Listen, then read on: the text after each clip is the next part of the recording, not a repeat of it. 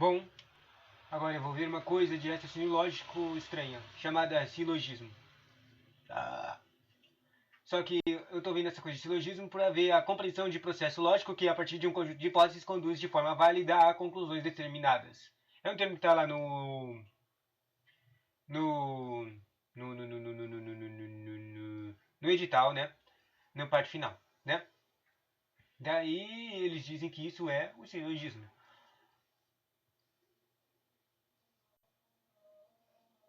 Aqui, ó. Compreensão de propósito lógica, que é a partir de conjuntos de hipóteses, determinadas. Normalmente, em concursos de tribunais, os assuntos são pedidos de forma genérica, até os professores de concursos se embolam para decifrar. Mas isso, basicamente, é estrutura lógica e silogismo.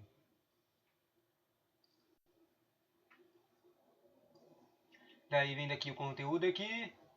Tá, é assim. Reconheça como silogismo, cria o argumento.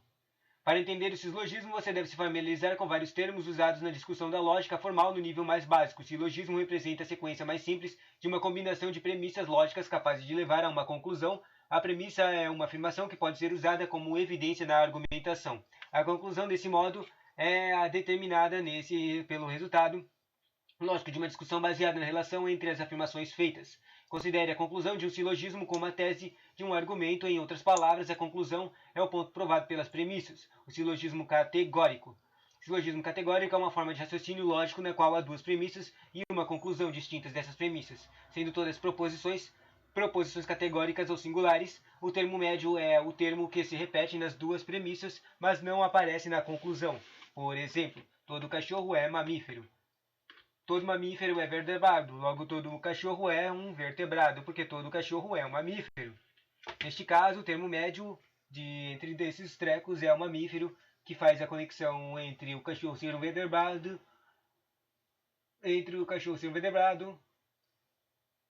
tá? Regra de silogismo. A validade de um silogismo depende do respeito de regras de estruturação. Das regras em número de 8 permitem verificar a correção e recorreção do silogismo. As quatro primeiras regras são referentes a termos de quatro últimas, são referentes às premissas, são elas. Todo silogismo contém somente três termos, maior, médio e menor. Os termos de conclusão não podem ter extensão maior do que os termos das premissas. O termo médio não pode entrar na conclusão. O termo médio deve ser universal ao menos uma vez. E se duas premissas negativas, nada se conclui. De duas premissas negativas, nada se conclui. De duas premissas afirmativas, não pode haver conclusão negativa. A conclusão segue sempre a premissa mais fraca e de duas premissas particulares, nada se conclui. E basicamente eu não entendi da metade disso aqui. Silogismo derivados. Silogismos derivados são estruturas argumentativas que não seguem a forma rigorosa do silogismo típico, mas que, mesmo assim, são formas válidas. Entimema. Trata-se de um argumento na qual uma ou mais preposições estão subentendidas. Por exemplo, todo metal é corpo, logo o chumbo é corpo. Mais um exemplo. Todo quadrúpede tem quatro patas, logo um cavalo tem quatro patas, porque ele é um quadrúpede.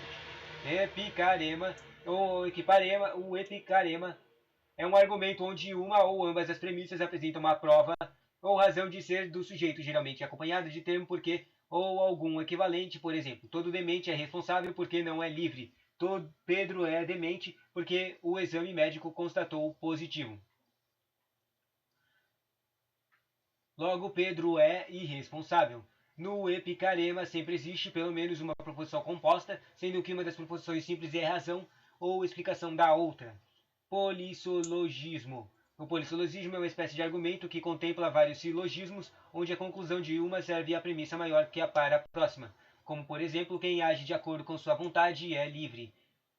O racional age de acordo com sua vontade, logo o racional é livre. Quem é livre é responsável, logo o racional é responsável. Quem é responsável é capaz de direitos e logo o racional é capaz de direitos. Silogismo expositório. Eu não entendo, é mó confuso isso aqui. Quem, logo, quem, logo, quem, logo. O silogismo expositório não é propriamente um silogismo, mas um esclarecimento ou exposição da ligação entre dois termos que caracteriza-se por apresentar como termo médio o termo singular. Por exemplo, Aristóteles é discípulo de Platão, ora Aristóteles é filósofo, logo algum filósofo é discípulo de Platão. Porque um discípulo dos Platões é Aristóteles e Aristóteles é filósofo. Então Platão tem um discípulo que é filósofo, entende? Silogismo informe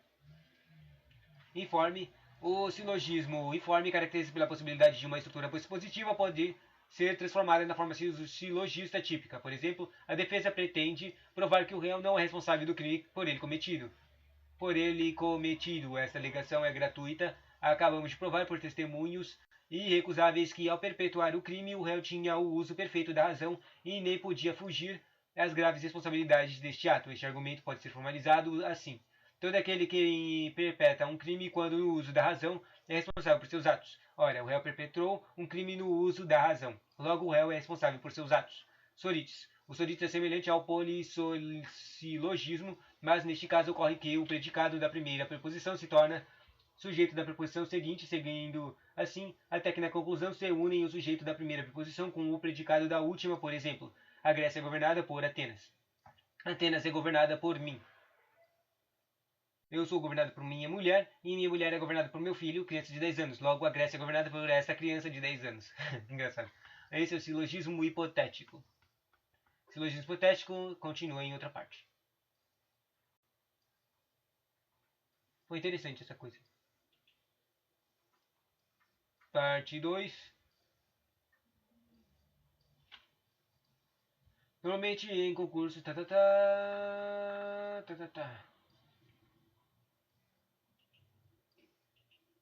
Tá, deixa eu pegar aqui o conteúdo. O silogismo, é a formalização de um raciocínio lógico. O raciocínio é a operação do pensamento, que é enunciada através das preposições encadeadas, características de silogismo e é mediativo, demonstrativo, indutivo ou dedutivo e necessário. Extensão, conjunto de indivíduos designados por uma termo de categoria. Compreensão, conjunto de propriedades que a categoria designa. Exemplo, animal, a extensão seria Pedro, onça, homem, etc. E a compreensão seria ser vivo organizado com sensibilidade e capacidade de locomover. Compreensão e extensão são inversamente proporcionais. Ok. Sentença afirmativa, predicado tomado particularmente. Toda estrela brilha ou algumas estrelas brilham. Sentença negativa, predicado tomado universalmente. Nenhuma estrela brilha ou algumas estrelas não brilham. Quadrado dos opostos, contraditórios é.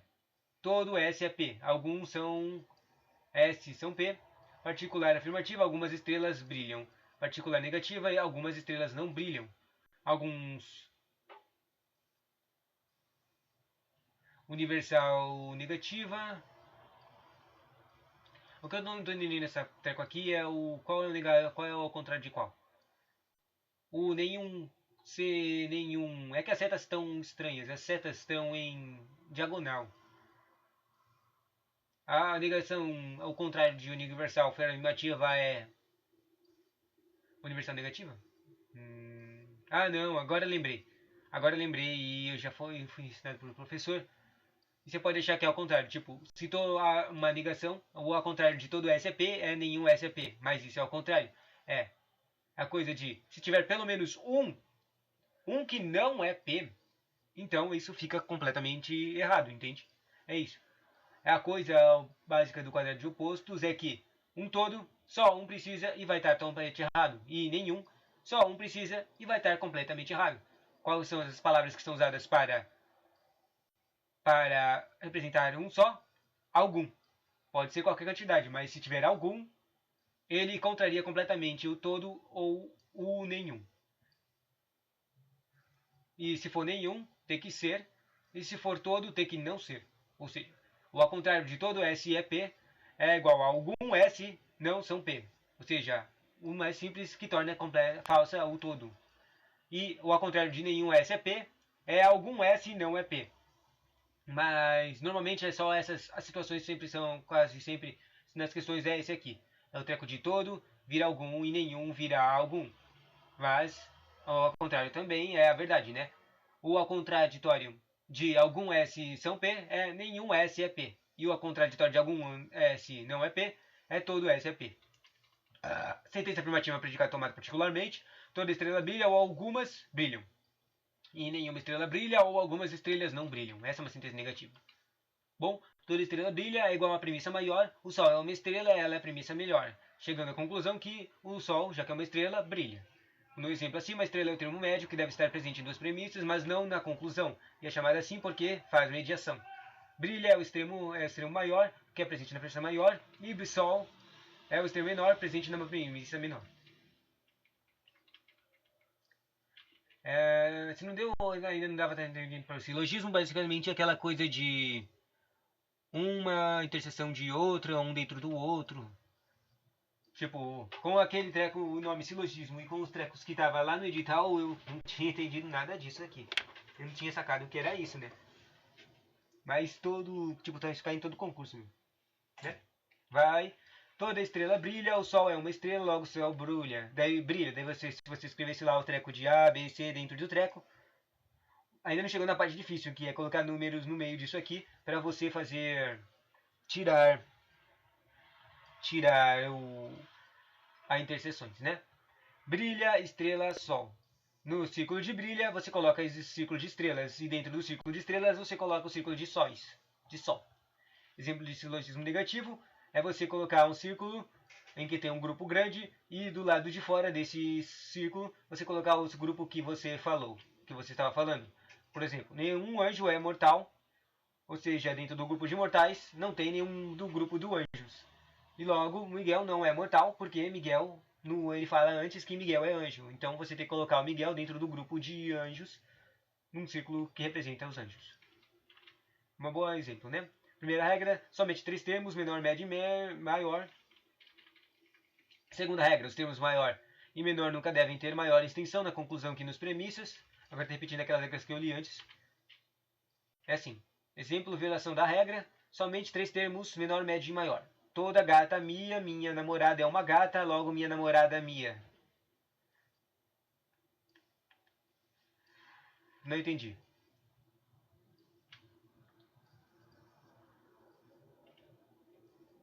Não entendi. Quer dizer, é claro que o cara tá falando, no começo ele tá referindo a uma gata de gato. E no treco ele tá falando gata de qualidade. E não de um gato, então não tem nada a ver. Certo? Mas era isso? São sinônimos, entendi. Segunda regra, os termos maior e menor nunca devem ter maior extensão na conclusão que nas premissas. Exemplo da violação dessa regra, todos os americanos são nacionalistas. P. É particular, pois há predicado de uma sentença afirmativa. Todos os americanos são nacionalistas. Ora, nenhum francês é americano, logo nenhum francês é nacionalista. É universal, pois predicado de uma sentença negativa. Outro exemplo, segunda regra, os termos maior e menor nunca devem ter maior extensão na conclusão do que nas premissas. Exemplo de violação dessa regra, todo homem é fã de futebol. Todo homem fã de futebol. Nenhuma mulher é homem. Logo, nenhuma mulher é fã de futebol. Isso é um exemplo que os termos maior e menor não devem ter maior extensão na conclusão do que nas premissas.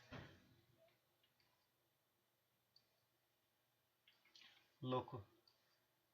Terceira regra, o termo médio nunca deve aparecer na conclusão. Exemplo de violação da regra muito óbvia. Todo felino é quadrúpede, todo gato é felino, logo alguns quadrúpedes são felinos. Entendeu? Que colocou aqui, o que eu devia concluir é que todo gato é quadrúpede, não que todo quadrúpede, que algum quadrúpede é felino.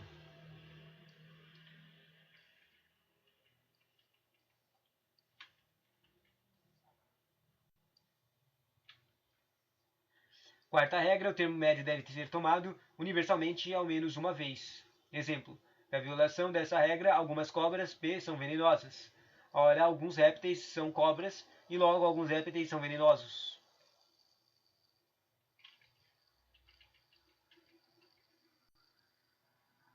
Mas não, isso está errado. Por causa que, do jeito que está falando, os répteis estão separados do veneno e das cobras. Enquanto que as cobras deviam estar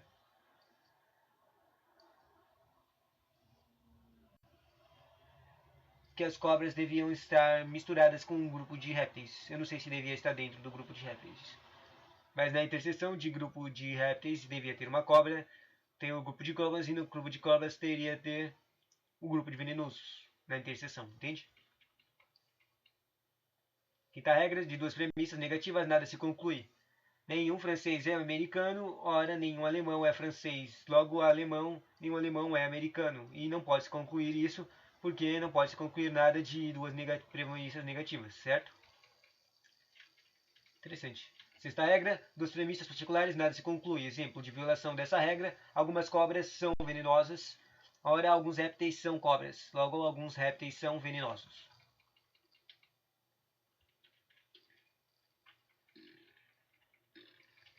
Sétima regra, a conclusão acompanha sempre a pior premissa, particular, negativa, etc. Quando houver exemplo de violação dessa regra, todos os homens são felizes, alguns homens são inteligentes, logo todos os inteligentes são felizes.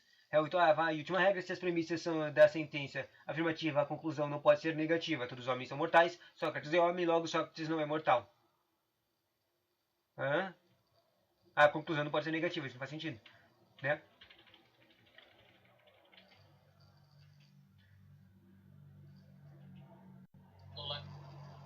Agora é o conteúdo de regras de silogismo 3.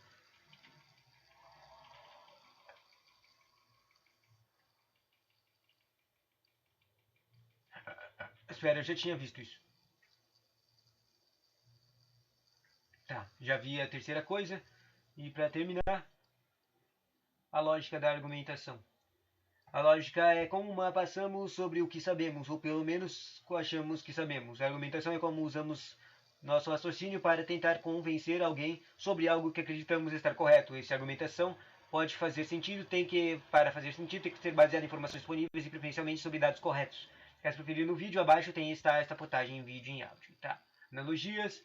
Esse raciocínio faz comparações e semelhanças entre casos conhecidos com desconhecidos. Ela defende que existe alguma semelhança entre as proposições e uma premissa parcial que nos leva a uma outra premissa que nos deve dar informações para que cheguemos a uma conclusão. Essas premissas têm que ser verdadeiras. Exemplo, todos os animais são irracionais, todos os coelhos são animais. Conclusão, todos os coelhos são irracionais.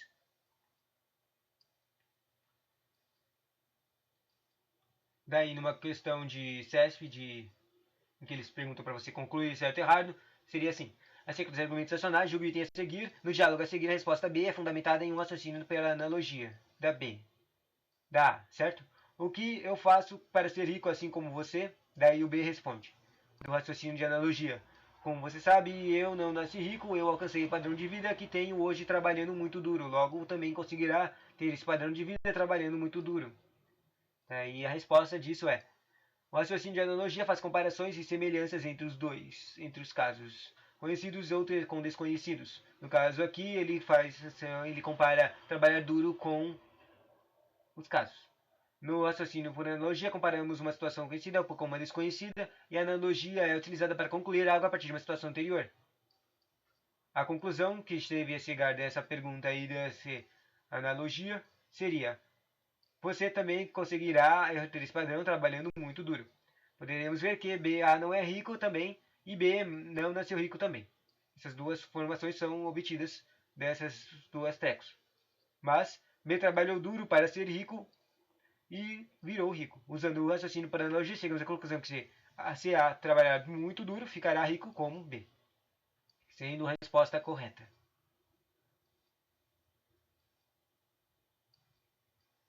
Porque se lembra que na pergunta estava A, o que eu faço para ser rico?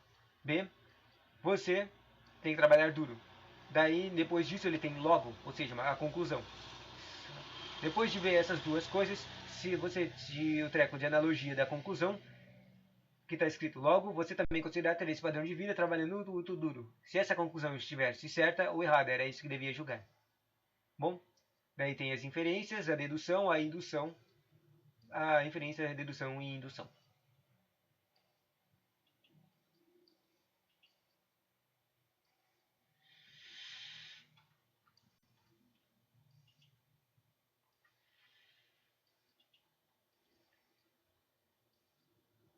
Inferências é a ação de inferir, ou seja, deduzir ou tirando uma conclusão. É um método para quê? É um método que parte.